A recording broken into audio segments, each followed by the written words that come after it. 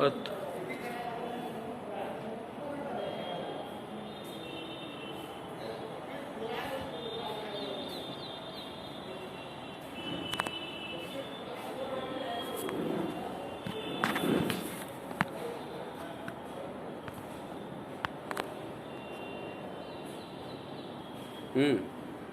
Hello students, good morning to all of you.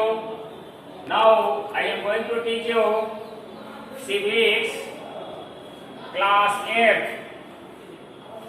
chapter number 3, and headline of the chapter is the parliamentary form of government. Lecture number 4, 3 lecture हो चुका है. Now I am going to teach you lecture 4. तो इसके पहले आपने 3 lecture में आपने देखा था एक्सक्यूटिव, और एक्सक्यूटिव का 1 पार्ट हमने लेकर चला था. हमने बताया था कि यूनियन गवर्नमेंट के एक्सक्यूटिव के 2 हेड होते हैं, एक प्रेसिडेंट और second prime minister. President constitutional head होता है, जिसके बारे में हमने डिटेल में ऑलरेडी लेक्चर नंबर 3 में कंप्लीट किया है. नाउ सेकेंडली है prime minister, who is the real head of the government. Now pay attention everybody about the prime minister. I am going to give lecture in detail about the prime minister. Everybody open your books 257 and pay attention. The prime minister, as you know, the prime minister is the real head of the government and real head of the executive. All the executive power of the president provided by the constitutions, utilized by the prime minister. Everybody know constitution says. And now I am going to tell about the base of the Indian prime minister, base of the post of the Indian prime minister. तो आप देखेंगे ये article 74 जो है, ये हमारे Indian constitution का सबसे इंपॉर्टेंट आर्टिकल है. आर्टिकल 74 जो हमारे इंडियन प्राइम मिनिस्टर की आधारशिला को स्थापित करता है. 74 article 74 says that there shall be a council of ministers, there shall be a council of minister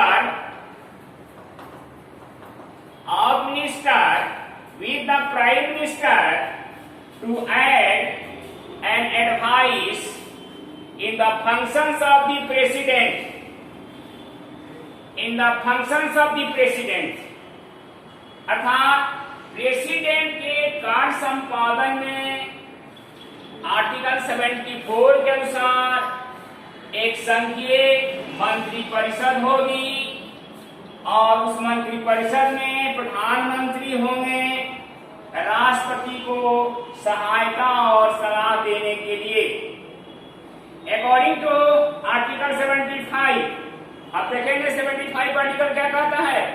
75 article appointment of the prime minister को इंडिकेट करता है कि who appoint the prime minister, and what type of person is also appointed by the president on the post of the prime minister. So according to article 75,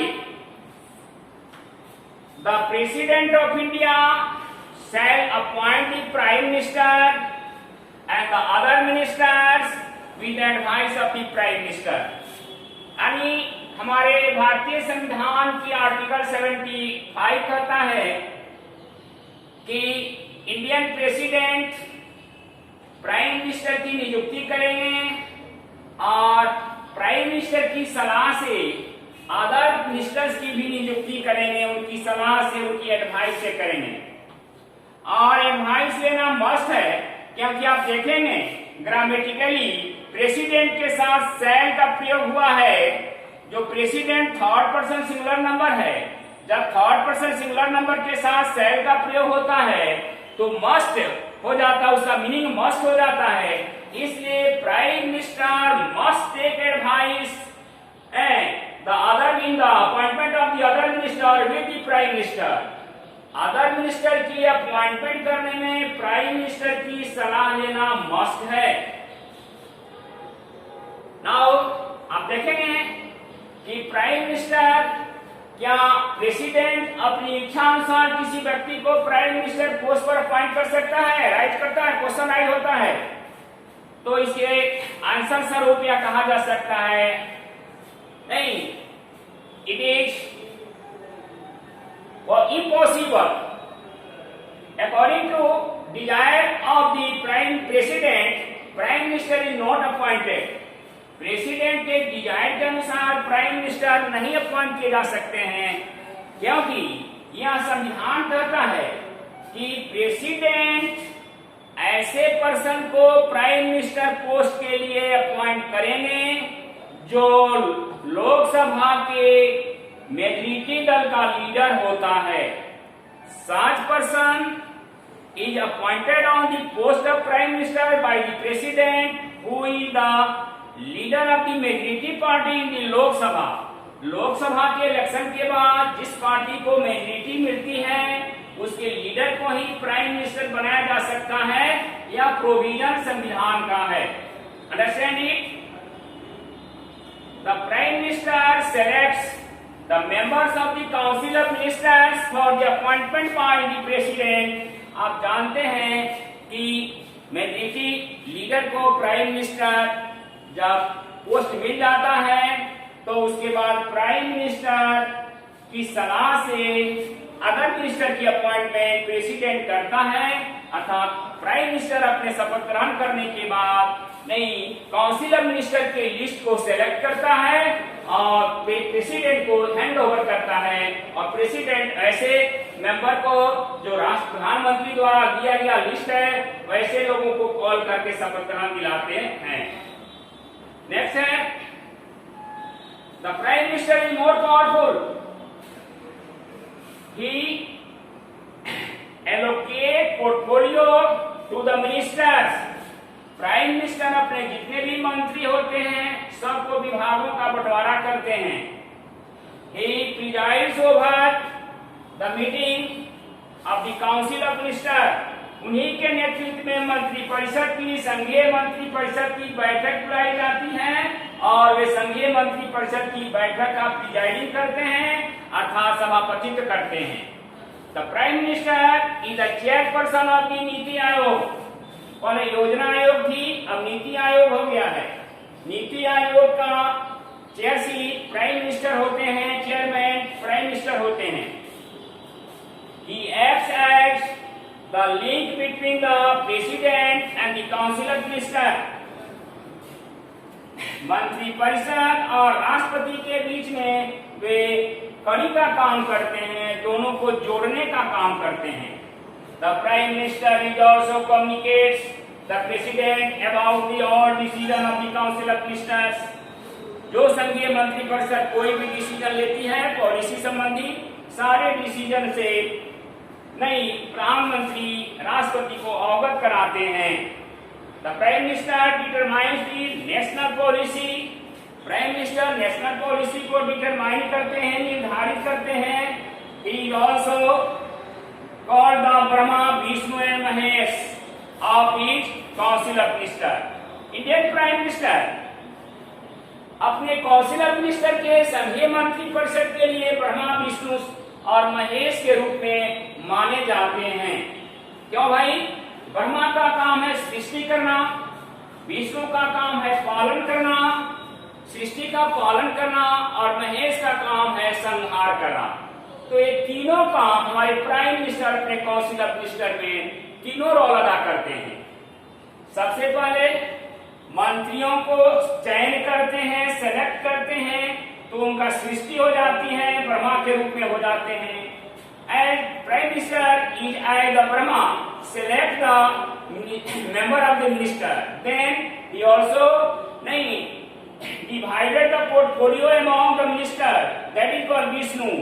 जब विभागों का बंटवारा कर देते हैं तो विष्णु बन जाते हैं, और जब कोई मिनिस्टर उनके अगेंस्ट में काम करता है और प्राइम मिनिस्टर उनसे रिजाइनेशन मांगता है, यदि प्राइम मिनिस्टर के रिजाइनेशन पर काउंसिल ऑफ मिनिस्टर का कोई व्यक्ति अगर रिजाइनेशन नहीं देता है तो प्राइम मिनिस्टर स्वयं रिजाइनेशन दे देता है, जिससे सरकार गिर जाती है, सरकार भंग हो जाती है। यही कारण है कि सरकार का संहार हो जाता है। That is called Brahma Vishnu Mahesh. Now अब आएंगे हम काउंसिल ऑफ मिनिस्टर के बारे में देखेंगे। संघीय मंत्री परिषद, यूनियन काउंसिल ऑफ मिनिस्टर। तो आप जानते हैं कि union council of minister is a large committee and there are three category of members.